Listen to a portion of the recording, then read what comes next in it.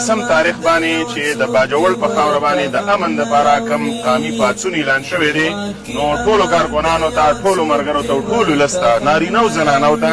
دغه غږ هم کوو په دې غونډه کې همدا پرېکړه وشوله چې په 14 تاریخ باندې به ټول ولسونه د وطن د امن دپاره راوځي د وطن د څوکالۍ دپاره به راوځي د ولس نه هم دغه خواست دی چې کله هم د امن غږ کېږي باید چې دا ولس په یو چمبړبق باندې راوځي د ولس